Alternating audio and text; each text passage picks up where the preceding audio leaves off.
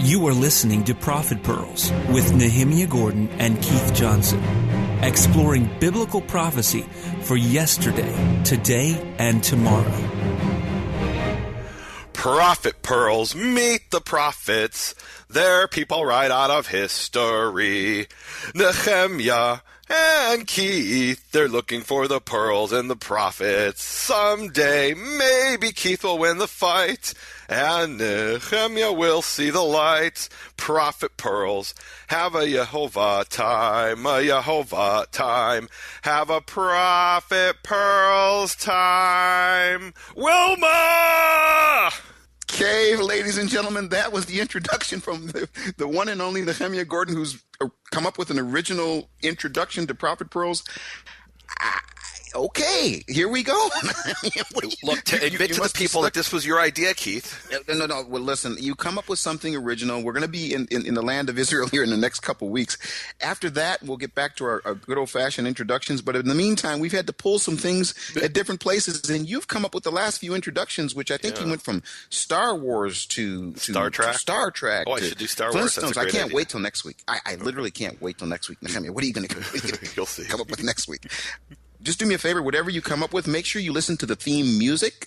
So what the others? It won't help. Where are you and where am I? I'm upside down in the earth. This is our third attempt at recording. Why are we on our third attempt? Because we are in a bit of a struggle, and let's just say we're in a sensitive situation. I'm in a sensitive situation where we sometimes things don't get.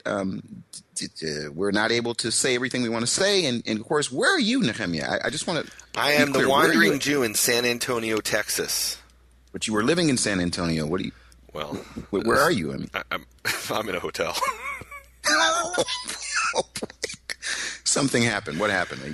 So some really wonderful people were hosting me, and I was out in Washington and found out when I was over in Washington that there were some issues in the house where I was staying, and now it's under repairs. And so I came back, and there was no room in the inn for me to lay my head, and so I had to go to the Best Western.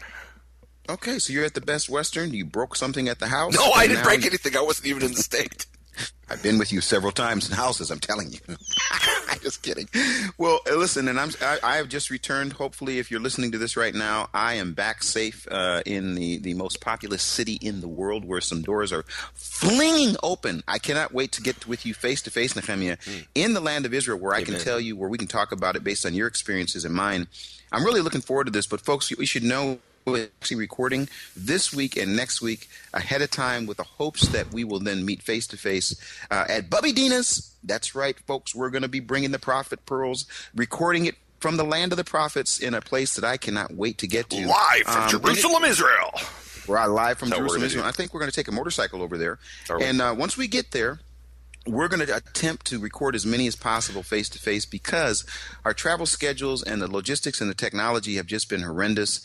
We've got a few places that we're going to be, even in the next few weeks, in the next few months, where we're not sure who's going to be where, and it's just real difficult to do it. So the door has been opened. We're going to be in the land of the prophets, and we're going to do we're going to need your help. Can I say this right now, Nehemia? Yeah.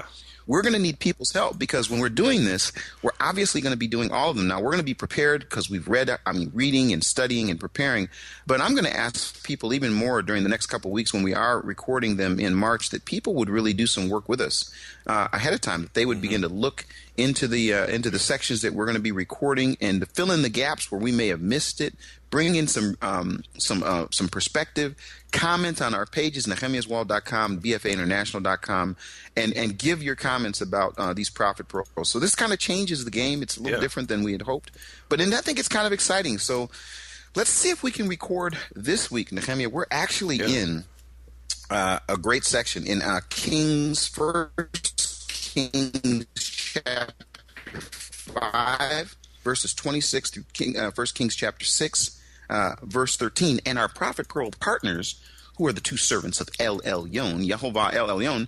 They don't like to have their name, but they have been awesome. They've been supporting us. They've become Prophet Pearl partners for 4 or 5 of these sections. And so this one, I just want to say to them, they know who they are. Thank you so much for supporting us. As you can see, it is a challenge. Nehemia is presently in a hotel. I'm upside down in the earth, having just returned from Africa, and the beats just keep on coming. So thank you to our Prophet Pearl partners. Let's jump in, Nehemia. Yeah. 1 Kings chapter 5. Yeah, so verse we're 26. here in the section which is the Prophet Pearl section that corresponds to the Torah portion of Truma. It's the Torah portion is Exodus 25:1 through 27:19. The Prophet Pearls portion, the Prophet portion, is 1 Kings 5:26 through 6:13. And what do you see the connection? Yeah, it's pretty. When you read that, what is it that is this one of those okey dokes? I mean, is this pretty clear? Yeah, no, this is pretty clear. So in Exodus 25, we have the building of the tabernacle. In 1 Kings 5:26 through 6:13, we've got the building of the temple.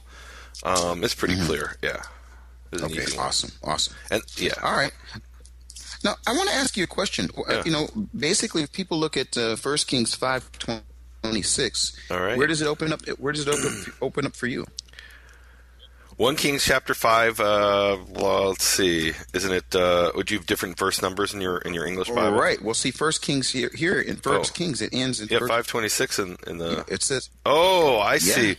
So you have wow, you're way off, you guys. So that's verse 12 in the English. Okay, I didn't know that.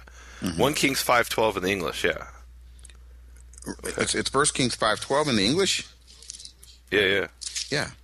So you read the right section, right? Yeah. No question about that. What I was going to say was interesting is that when it says 5:26 for us, and I'm just looking here, and I'm actually reading, folks, in my trusty NIV. Why do I like the NIV? Because it does great as far as modern language. It doesn't do so well as far as always matching with the original intent of Scripture, but I'm able to go back and forth. And so, in terms of communication, I do love the way that the NIV uses the English language, which is, I could give you a story. I won't do that. But as I mentioned, when I open up the Hebrew Bible, obviously it's a little different. Now, Nehemia, real quick, when you see your Hebrew Bible, it says at 5:26. Now, do you happen to have the ability, I think you do with the computer, to see the difference between where the Hebrew Bible opens up for this section and where the English Bible opens? So just really clear, the English verse is? 1 Kings 5:12.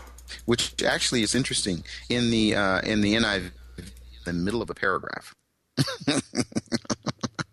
So the section is opening up in the middle of a paragraph in my English Bible, but for you it starts out as... Oh, it's the middle of a paragraph? Yes.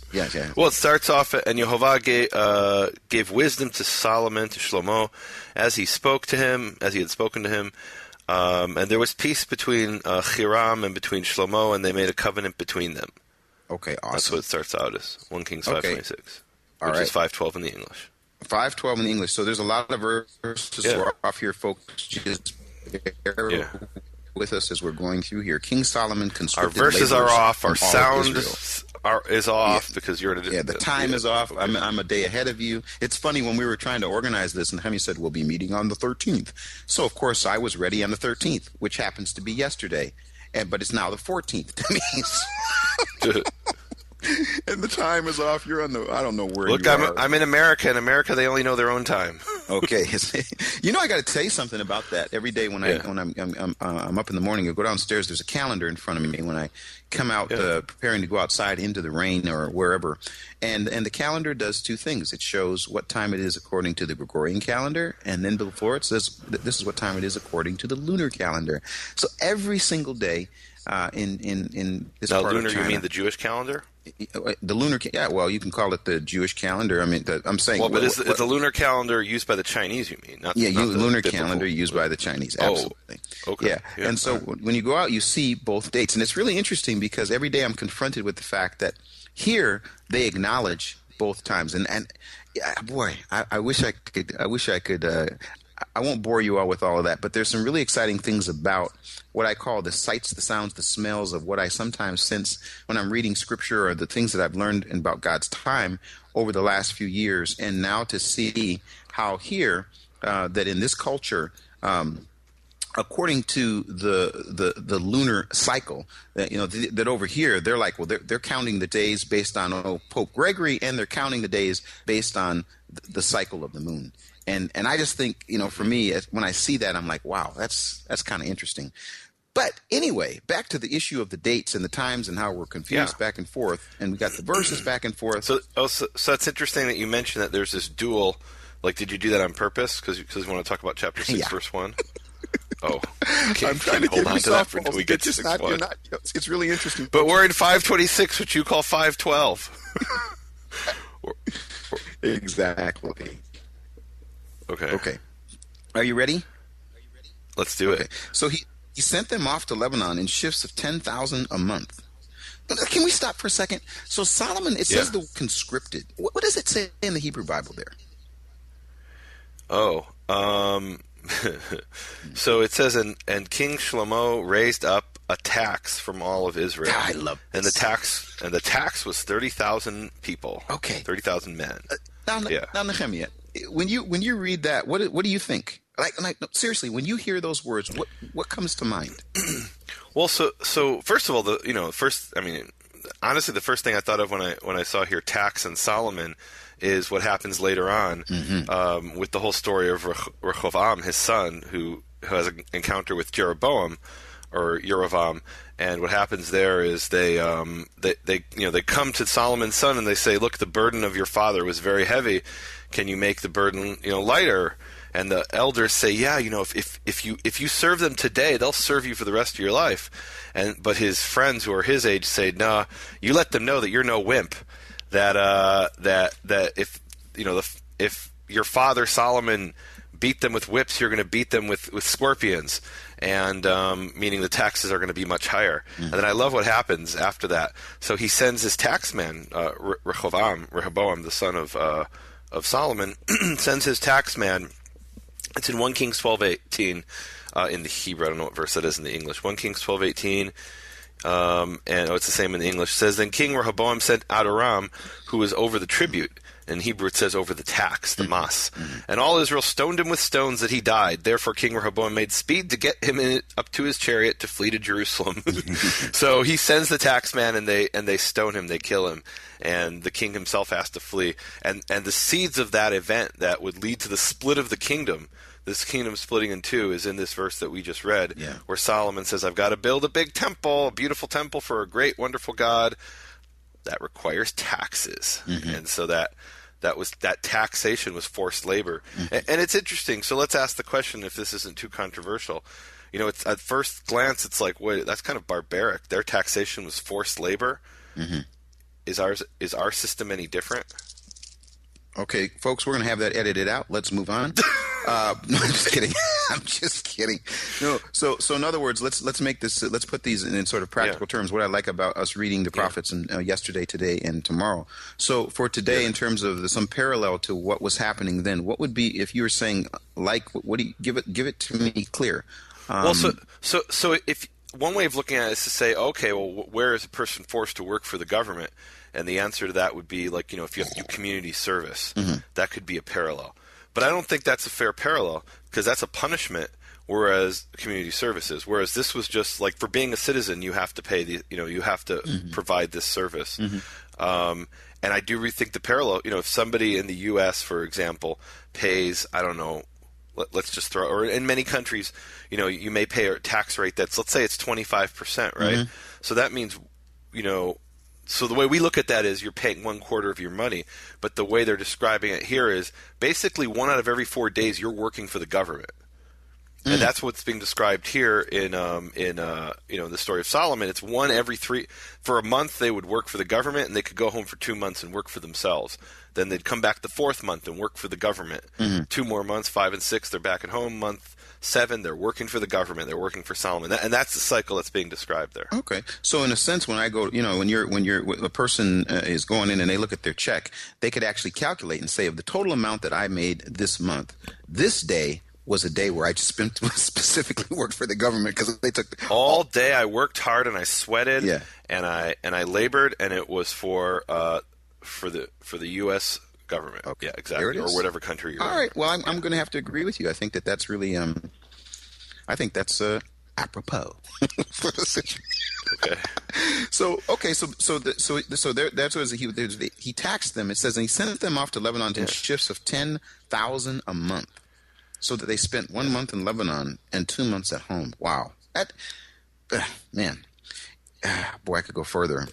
Let me ask this, Nehemia. In Israel right now, with the military, and they have the volunteers that are, that serve at a certain time, and depending, let's just say it's not a time of specifically like the Gaza 50-day war, but on a normal basis where there's a guy who's working at a company, and he works at that company, but there's an understanding that at a certain time he's going to be a part of the reserve.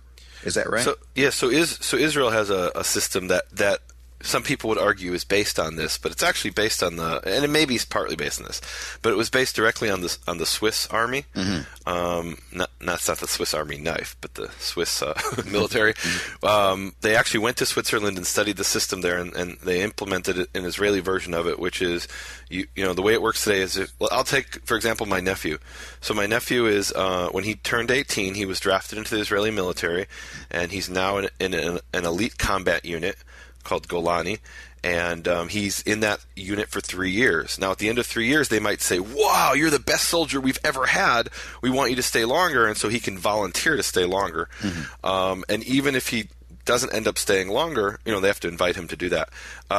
Even if he ends up, finishing after 3 years, which most people do, then they will call him once for, and it varies, and the system is changing all the time, but pretty much it's like, they'll call you for a month every year, every 2 years, depending on what how your unit is set up. Mm-hmm. So yeah, you could have my nephew who 5 years from now is working for a high tech company, mm-hmm. and he'll work for the high tech company 11 months out of the year, and that 12th month, whenever that happens to be, they'll say you've got to come and serve in your army unit, mm-hmm. and all the other people in his army unit will come and serve as well. So yeah, so it's partially based on this, you could say. Yeah, I just think it's interesting that the society, the present day, just that picture, basically, yep, that's the way it is. And there are reserves also in the United States Army. I've met people who, at different times, they know it's a weekend, they go and they serve in the reserve. But this picture, but the difference is in the U.S. military, you have a draft. Mm-hmm. You don't have a draft anymore, mm-hmm. and so you don't get into that reserve system in the first place unless you volunteer to be in it. Right. Whereas in the Israeli military, we have a people's army where everybody is. Not everybody, but most citizens are in the army or are supposed to be in the army, mm-hmm. Certainly when they're young. And so my nephew, for example, he may continue to do that until he's like maybe 40 or 45. Mm-hmm. Isn't that something? Imagine that. Wow. Yeah. All right. Well, it says here that Solomon had 70,000 carriers and 80,000 stonecutters in the hills, as well as 3,300 foremen who supervised the project and directed the workmen. I mean, he had a system. Oh. Wait. We're just... Go ahead. So that word, So which? Wow. So I'll tell you what it says in Hebrew. That was verse 30, right, or verse 16 in the English. Yep. It says, all right.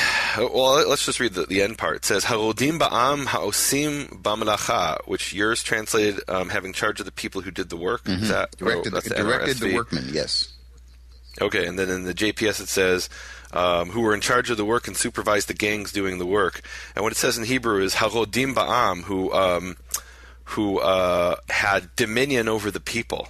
And that's the same word it uses in Genesis where it says, be fruitful and multiply and have dominion over the earth. Mm-hmm. It's a word of conquest, a word of subjugating something to serve your needs. Mm-hmm. And that it's really a word of subjugation. Mm-hmm. So really it's who subjugated the people or who dominated the people who did the work. Mm-hmm.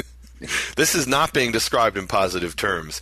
This is foreshadowing what's going to happen in 2 Kings, or later in 1 Kings 12, when they come to Rehoboam. I like that word. It's preparing us for that. It's a foreshadow. Yeah.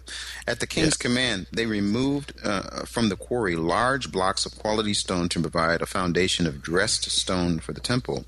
Let me read this last verse here. The craftsmen of Solomon and Hiram and the men of, Gaval, cut and prepared the timber and stone for the building of the temple. And I have to say, you can read something like this, and you can read it, and you can move on, and you can kind of get an image, and you've seen pictures, and you've seen that sort of thing. But I have to tell you, Nehemia, this really does bring me back to the beginning of the time that you and I met. Now, someone asked me the question, my wife, Andrea, she said, how long have you and Nehemia known each other? How many years have you've been, walking along this path of the Bible and that? And I said, it's been, it has been 12 plus years. 2002 is when we met. Our first meeting was around the Torah scroll. Our second meeting was just outside the place where Yehovah placed his name forever. But we were waiting to go underneath the old city of Jerusalem down into the tunnels.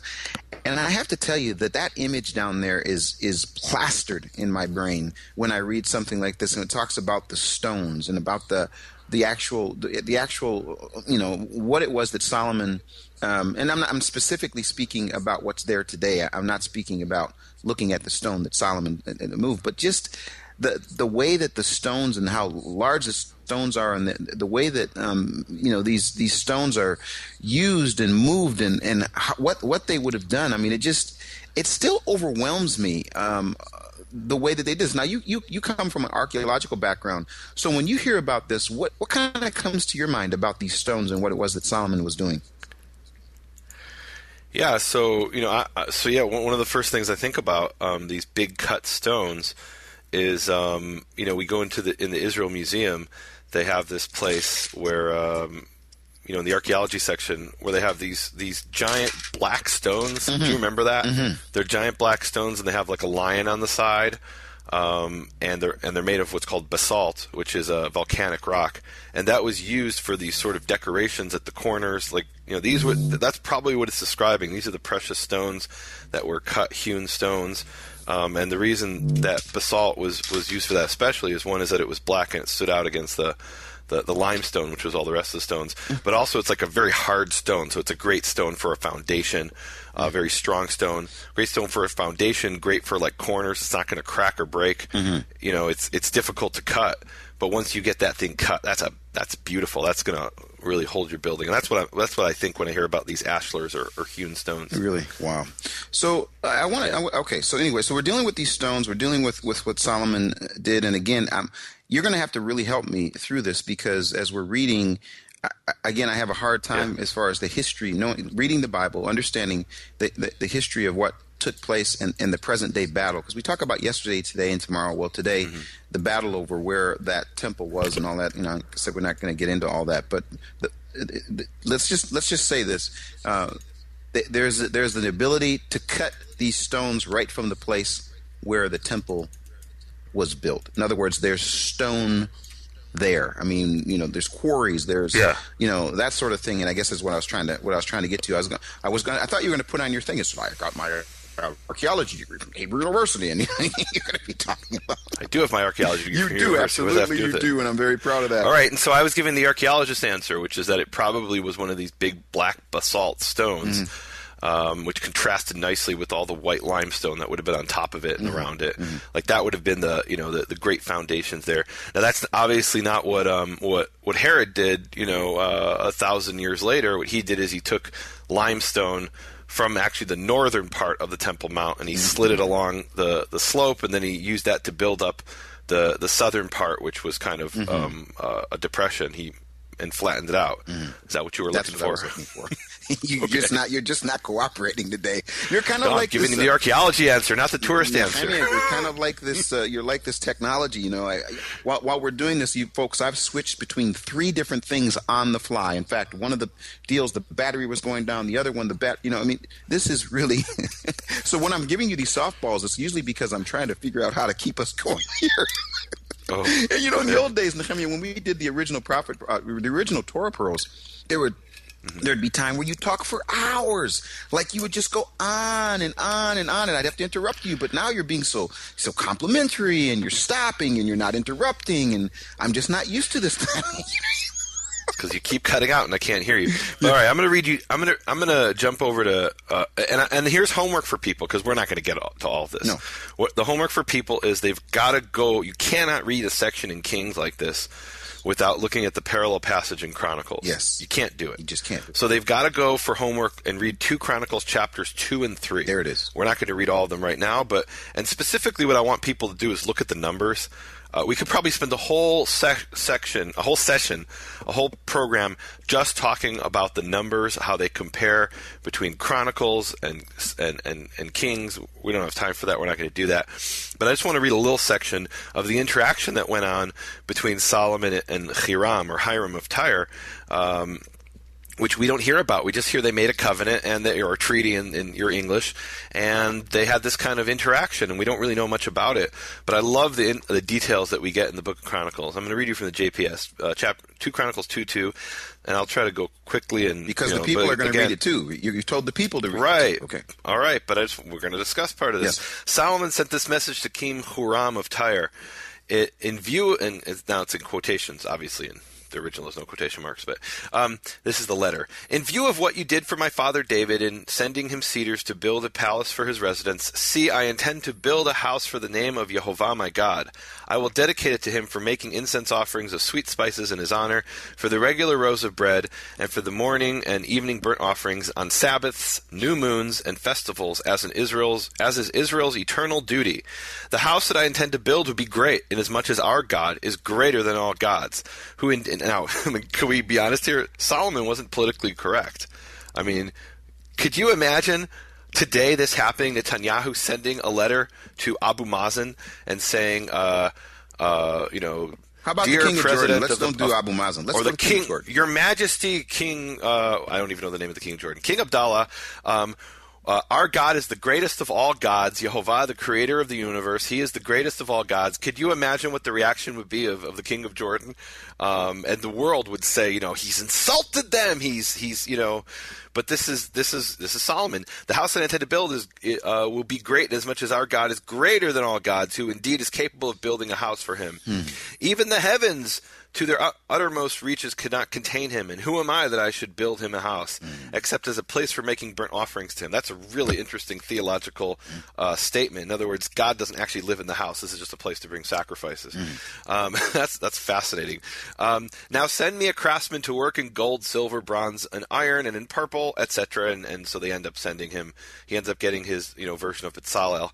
Remember in the Torah there was the guy Bezalel who was inspired to work in all this workmanship. And so they have this their own version of Bezalel who Hiram of Tyre sends. So let's just skip ahead to verse 10. Huram, king of Tyre, sent Solomon this written message in reply.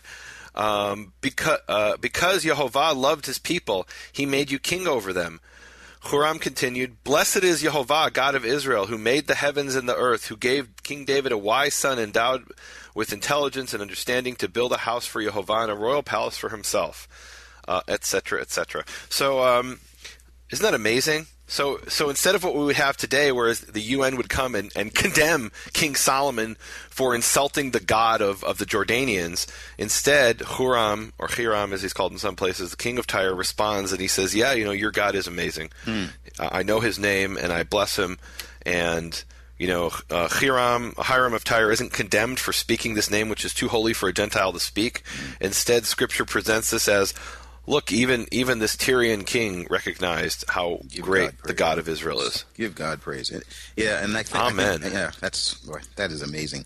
So listen, let me just say this right now, Nehemia. If you don't hear me, just keep talking. Yeah. We've got an amazing editor. No problem. We have an amazing editor. We've got this set up so that our voices are coming through two different channels. So what he can do is if I listen to the edits and I don't like what you're saying, I'll just have him cut me in.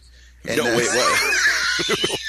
No, that must not happen. No, it won't work that way. This is my last couple of weeks of doing this, so you can just talk as long as you want. If I don't like it, wait. Okay. Okay. So now can we go to? In fact, I like your homework for the people because you cannot. Boy, oh boy. Just reading the sections of scripture regarding this, I just think paint an amazing picture. It says here the temple. And actually, I want to ask you, the temple that King Solomon built for Jehovah was 60 cubits long, 20 wide, and 30 high. That's what it says. So you're going to drag us into the issue of the dimensions and talk about. I actually did some research on this, and I don't want to drag us into the issue, but I was really surprised at how far people go to explain what this actually looks like, the exact dimensions of this, and then the exact dimensions of connecting that with the Mishkan, and what the. Well, don't you know there's deep symbolism in these numbers? When it says 60, it actually has prophetic significance. So yes, okay. So listen. So I know you're going to go on. You're going to start beating your drum. But let me tell you something. It's a really fascinating study. Just to go in to ask what potentially now without going beyond Scripture though. Without going beyond Scripture. These numbers that jump up. Now you know me, Nehemia, for as long as you've known me, I've been like a big numbers guy. I love the numbers. I'm just going to let everyone know I'm a numbers guy. You're the numbers guy. I love the numbers. Only because sometimes the numbers jump off the page and you don't have to do gymnastics with them. They just like, wow, 50 loops of the da-da-da-da-da and the arc and all that. But it's fair to say that this does give us what the actual dimensions were of this particular that which Solomon is building. And again, Mr. Archaeology guy, so when we hear about the second temple that was built, and I don't want us to go into great detail, but how big of a difference between that which Herod built and what Solomon built? Just off the top of your head, how big of a difference do you think it was? Well, so the biggest the real answer is we don't actually know exactly how big his temple was. What we know is, what we can say for sure archaeologically is the Temple Mount platform was he doubled the size of it, we're told. So, and that was even the temple that Zerubbabel had built on the ruins of Solomon's temple. Herod came and doubled the entire enclosure. So what we see today that we call the Temple Mount, only half of that was actually the area of the Temple of Solomon, and technically it might be a quarter, because if he doubled the length and doubled the width, that makes it 4 times a larger area. So it might only be a quarter of the area that was the original Temple of Solomon. No, Nehemia, again, I'm hoping that we don't get cut out, folks. So you're listening right now. I just have to throw this out. I can't let us off the hook because I'm not sure when we're going to talk about this again, other than I'll be bringing it up as we're in Israel. But there's been some discussion about people saying that the present Temple Mount, where the second temple was, where Herod built his temple, is not the place where the first temple was. I get notes from people about this all the time. I've been surprised. There have been people. It's gaining in popularity. This theory. So tell me what that. When you hear about that, tell me what your thought is. I mean, can I put you on the spot? I was handed the book that started this all. Maybe about 10 years ago. Could it have been that long ago? By our mutual friend Bruce Brill, and he asked me, "Can you help me discern this?" And I read the book. Where it presented the theory that the original temple was not on the site of what we call the Temple Mount today, but it was actually on the site of the Gihon Spring, which is I don't know, about a few hundred meters, or I don't know. It's nearby. It's like within visual sight of the Temple Mount, but it's not the exact spot down the hill. It's down the hill, and then part of their argument, or part of the argument of this guy who wrote the book 10 years ago, or when I read it, might have been 10 years ago. Part of his argument was that what we're seeing today and we're calling the Temple Mount, that wasn't built by Herod. It was built by the Roman 10th Legion when they occupied the ruins of Jerusalem. And my response to that, after looking at all the evidence, is shtuyot b'mitzah gvaniot, which in Hebrew translates as nonsense in tomato juice. It's the word of the week, folks. Shtuyot b'mitzah gvaniot, utter and complete nonsense. People are selling books in Nehemia. There are videos out about this. Well, recently, I think it was in Biblical Archaeology Review, and that's why it's getting all this popularity. But it really is, I'm not convinced. Yeah. Okay. Well, I'm glad you said that, and we now have it on. We have it on tape that basically, it's recorded that the present the new flavor of the week, the new color of the month, regarding the Temple Mount not being there, the temple. Not being where we presently call the Temple Mount, is a convenient way to say, well, with all the chaos and confusion there, that isn't where it was anyway, so let's just don't worry about it. Let's move on and claim another spot, which is not unlike some other things that are sort of like that, where they kind of take that which was original and move it over somewhere else and say, now this is the spot. And we see that over and over and over again. By the way, people, if you haven't gotten a chance to come to Israel, be in Israel, there are opportunities for that. And Nehemia, I want to put you on the spot here, because one of the things that you do, and one of the things that you've done, you're presently not living in the land of Israel, but when you were living in the land of Israel, you would on a regular basis host people that would come into the land and take them on individual tours. Now, when you are in Israel, I'm actually doing 2 of those this year. Okay, and so tell us about that. I mean, tell us just about the significance of people being in the land. I mean, just physically being in those places and specifically focusing on the issue of what we're talking about right now, the Temple Mount, where Solomon built the temple, the first temple, the second temple. What for you? What is it like? Leading people and just give us a little. Yeah. Taste So of that. for me, I lived in Israel for 20 years, and every day, really, even after even 18, 19 years into it, I'd walk around and I'm like, am I actually walking down the same street where David fought the Philistines? Like, this is unbelievable. It really is. It's incredible. I mean, this is what my ancestors dreamed about and sang songs about and prayed about for 2,000 years, returning to the land, and now we get to do it. And I think it's just such a blessing. I really feel like I'm there in the land, and I go to these places, and I feel this spirit, this the spirit of Yehovah, and in these places. And now am I going to say that? Oh no, it has to be what we call the Temple Mount because I felt the spirit there and didn't feel it at the Gihon Spring. I'm not going to say that. That's ridiculous. That would be a very silly thing to say. But there definitely is. Geographically, there's no question in my mind that that the Temple Mount is the Temple Mount. Yeah. And not the Gihon Spring. The Gihon Spring is where Solomon was anointed. There's a lot of important things that happened there. When Scripture wants to say the Gihon Spring, it knows how to say Gihon Spring. Isn't that true? So, so it's not, geographically, it isn't it, but really being in the land is such a blessing. In fact, Keith, you're doing some kind of a tour, I know, aren't you? In fact, with it's too your late. ministry. It's too late now because if they're listening to this, I'm sure you'll do another tour in years to come. Yeah. I actually met some people in Washington who said, "Oh, we're going on Keith's little tour." Those are their exact words. Did they say those words? You're going to offend me. They actually said Keith's little tour. Okay. I said, I'm going to tell Keith that. Yeah, okay, well, folks, let me tell you this. And I'm not sure what's going to happen. This will be the third time we're going to be there. And actually, you and I are going to be in the land of Israel physically at the same time. We'll be having a tour of people, different parts of the country, even parts of the world that are coming in for that. You'll be there doing the Aviv Search, which I am so a little frustrated that last year I was able to join the people that were on the Aviv Search. The year before, I was able to join you at some portions of it, but now this year you're going to be there. I'm going to be there. We're going to have people on the BFA International Tour. You're going to be there looking for what time it is, and it's really interesting, Nehemia. This and you folks. I think we're going to have to wait until we get to Israel to bring this up. But around what's happening at that time of year is really amazing. I do think it's significant, Nehemia, that we're going to be there and the work that you're doing there to know what time it is. Can we wait? Let's wait a little bit to discuss that. Sure. When we're in the land of Israel, let's move on because I'm hoping we're plugging along here. It says here, this is one little sentence I want to bring up. In building the temple, verse 7 NIV, in building the temple, only blocks dressed at the quarry were used. The quarry. It's like it's a fact.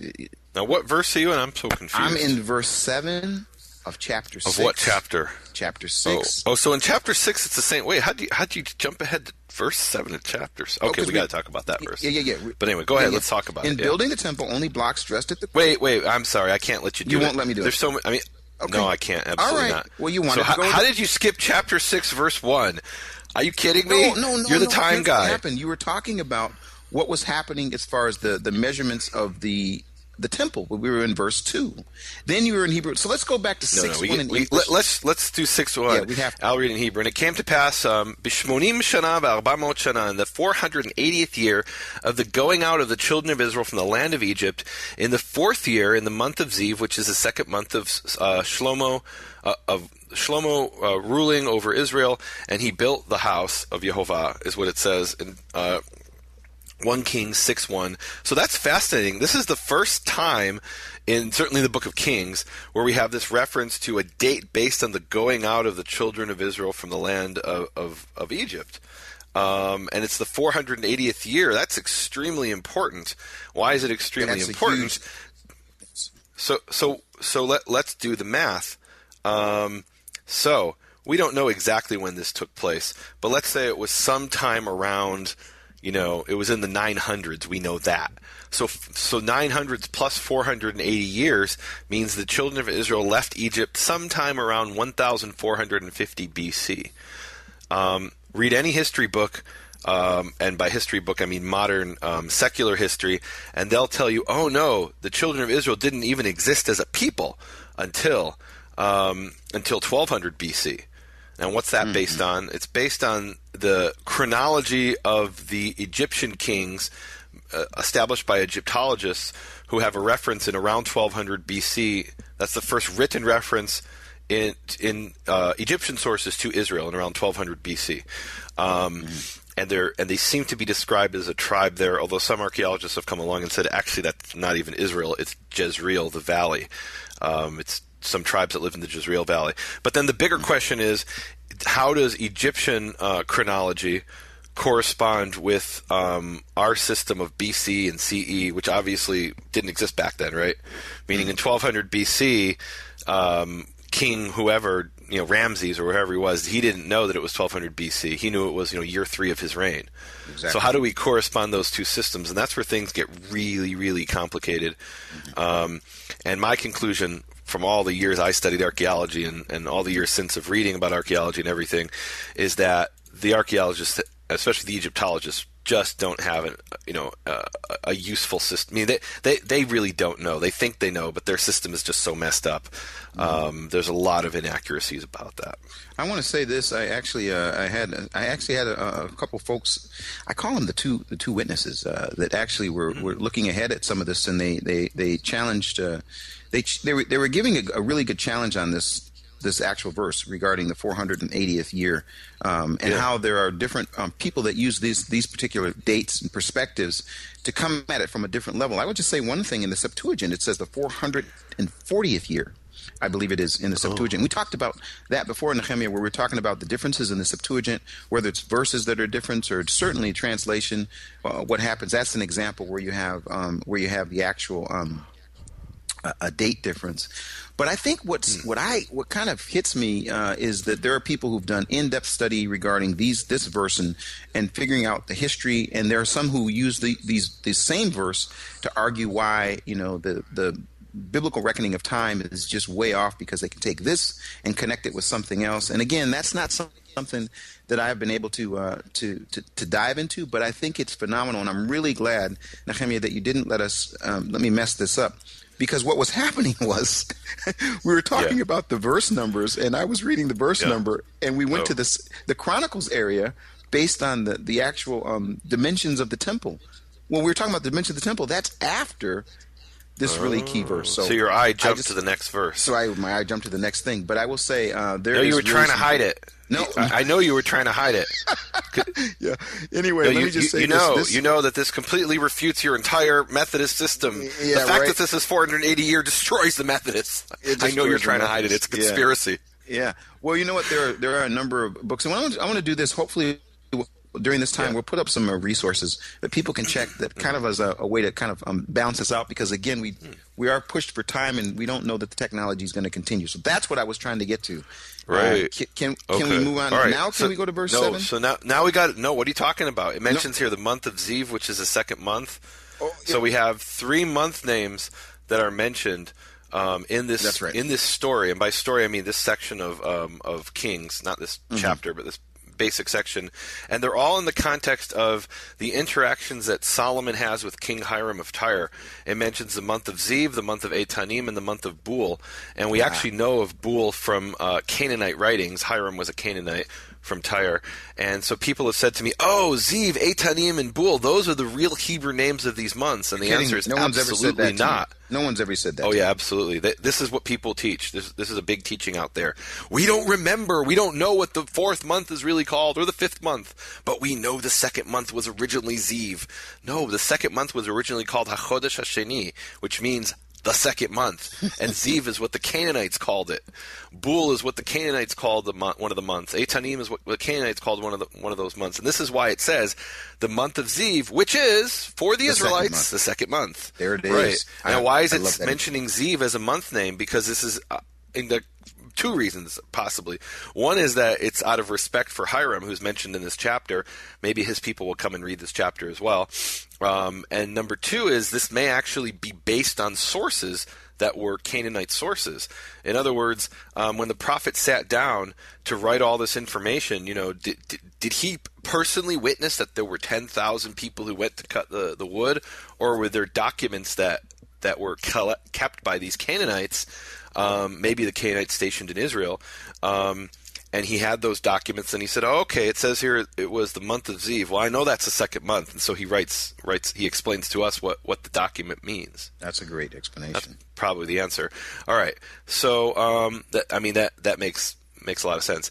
Now let's look in verse 3, and I'll do this really quick because we are pressed for time. But we've got and I think we've mentioned this before, and this will be the word of the week.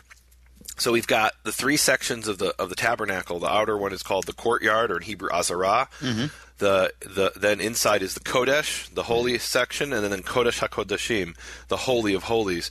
Well, we have the same three sections, but with different names in the temple. It's the Ulam, Hechal, and Devir. Mm-hmm. The Ulam, I think they translate as porch, maybe. Hechal is the sanctuary, and Devir is the inner sanctuary. I don't know how they translate it in English, but it's Ulam, Hechal, and Devir. And Devir is the inner sanctuary, and we mentioned, I think, in one of the previous episodes, that the word Devorah, which means bee, may be connected to this word Devir, which means the inner sanctuary, because bees live in a sanctuary, which we call a hive. And so maybe that's the inner sanctuary, related to the word Dvorah. It's not for sure, but it's possible. So that's my word of the week, the word Devir. Tell us what it is. Daled Bet Yud Resh. Okay. Daled Bet Yud Resh, from the root Daled Bet Resh. Nice. Awesome. Yeah. And of course, as we're dealing with that, like I said, we could go into great depth on the meaning not only of the word, but how it worked and what Solomon was doing. And again, hopefully we'll have some other sections that will be able to go even further into that. All right, now we can talk about verse 7. Okay, now verse 7. In building the temple, only blocks dressed at the quarry were used, and no hammer. What? No, that's what it says. That's not what it says. It says no, it doesn't say that. I don't believe you. It says that in your NIV? It says, and no hammer, chisel, or any other iron tool was heard at the temple site while it was being built. That's what it says. Wow. So let's read the NRSV. It says, the house was built with stone finished at the quarry, so that neither hammer nor axe nor any tool of iron was heard in the temple while it was being built. So, wow. So yeah, there's really no issue here. I mean, it's just so clear that, interesting. Yeah, that's not even... we're missing something. I can't even believe it says that. Yes, so here we have in verse 7, it doesn't say, the word quarry doesn't even appear there. The word is masa, which actually means bird to carry. It's from the word nasa, to travel. Mm-hmm. And these are stones that were brought. That's the the significance of it, that these stones were brought from somewhere else. And so, and actually, you could translate it possibly as, you could read it very differently. You could say in the temple, or the house, literally when it was being built, was built of complete stones that were carried, meaning they were complete stones that were the same they were the way they were cut out of the mountain, or the way they were found in the fields is the way that they were is the way that they were cut, is the way that they were used. And then it has this strange sentence. It says, and hammers and axes and any implement of iron was not heard in the house when it was being built. So that's actually a really interesting statement, and it brings us back to Exodus chapter 20, verse 25, which says, Exodus 20:25. It says, I'll read in the King James, if thou wilt make me an altar of stone, thou shalt not build it of hewn stone, for if thou lift up thy tool upon it, thou hast polluted it. And it's interesting, it says their tool. In the New Revised Standard Version, it says if you use a chisel upon it, you profane it. Let's see the JPS. It says, for by wielding your tool upon them, you have profaned them. And the word they're translating tool and chisel and implement in all of those is the word cherev, which means sword. And that's the that reveals what the issue is here. That a chisel, any metal implement is viewed essentially as a form of a sword. It's a sharp metal object. And the point is, the altar of God is holy, and it should not be fashioned, it should not be chiseled out using a sword or something like a sword, a metal object. So how did he cut it without using metal? How is it possible that he cut it without using metal? So your translation solved the problem for us by telling us that he finished it at the quarry. So he did use metal. He just used metal at the quarry. And look, it's possible, even though that's not what it says in the verse, it's possible that that's actually what happened, meaning that's the point of saying that the no iron tool, like the JPS says, so that no hammer or axe or any iron tool was heard in the house while it was being built. In other words, it was heard at the quarry, but not at the temple. And again, the word quarry isn't in this verse in the Hebrew. But maybe they did, fashion these stones far enough away from the temple that it wasn't heard in the temple. Does that make sense? Are you there? Yep, I'm here. Okay. Are you with me? Yes. Okay. So, but this then opens up the door for the rabbis to come along and spin an entire web of stories about this. Do you know the rabbinical stories about this passage? No, I do not. Okay. I do not know those. So there's almost an entire literature about this particular verse. Definitely an entire legend, constellation of legends. So, how did Solomon cut the stones? Well, every little Jewish boy growing up knows that Solomon cut the stones using the shamir. What is shamir? Shamir in later sources is described as a certain type of worm that would eat stone. No way. Yes, it was a worm that ate stone. In the early sources, it's not clear that it's a worm, but it is something very small that eats stone, and in fact will cut any sort of stone or glass or anything that it comes in contact with except for lead. And so it was contained within lead. There's actually one modern Jewish scholar who has suggested that it was some type of radioactive substance because it can be contained within lead. That's kind of ridiculous. I mean, the whole thing is ridiculous, I guess. But there's nothing in the sources that would indicate it was radioactive. But it was some kind of possibly a worm or something that we're told in one source was as thin as a human hair, and it would consume everything except for lead, and that he used this worm to cut the stones. And so he did cut them at the site of the temple. This is what the rabbis teach. But he did it using a worm, not stone, not metal implements. And actually, this worm is really important in rabbinical literature. We're told that it was created. We're told the specific time in history when it was created in the writings of the rabbis. In Ethics of the Father, that's the Fathers, which is the opening section of the Mishnah, called in Hebrew Pirkei Avot. It actually mentions this shamir, this mythical worm, as being created on the sixth day going into Shabbat, meaning the sixth day late in the afternoon, just before Shabbat. It was one of a handful of things that was created. So it's actually really important in rabbinical literature, this idea of the shamir, this magical worm, this mythical worm. Now, where did they get the shamir from? So this actually appears in the Babylonian Talmud in the Tractate of Gittin 68a, and I want people to go look that up for yourselves. It talks about how Solomon didn't know where to get the shamir from. And so he had to, you're not going to believe this. Are you sitting down, Keith? Yes, I'm with you. So we're told that Solomon went to speak to Ashmedai, the prince of the demons, in order for the Ashmedai, the prince of the demons, to reveal to Solomon how he could get a hold of this shamir worm. And Ashmedai reveals to him that it was preserved. It was used by the hoopoe, which is a type of bird that lives in the mountains. It was used by the hoopoe in order to cut rocks, and that he could trick the hoopoe into turning over the worm and use that to then build the temple. This is in the Talmud, that Solomon's actually captured Ashmedai, the king of the demons, or prince of the demons, and manipulated him in order to get this information. And what do you have to say about that, Keith? I'm so glad that we're just about at the end of this, one of the most difficult recordings. I think if you saw what I'm doing here while you're talking and waxing on about something, we hear you're turning pages. Source, no, you're source that I've never even read. To be honest with you, it doesn't move me. Okay. Well, so when I hear about this, that the rabbis are tarnishing the name of Solomon, saying that he spoke with a demon and used this demonic power to then build the temple, I'm I'm troubled by that, deeply troubled by it. It does make me think of Matthew chapter 9, verse 34, and then again Matthew 12:24, and then the parallels in the other Gospels. It says in 9:34, but the Pharisees said about Yeshua, it is by the prince of demons that he drives out demons. And then in 12:24 again of Matthew, but when the Pharisees heard it, they said, this man doth cast out demons, but does not cast out demons, but by Beelzebub, the prince of the demons.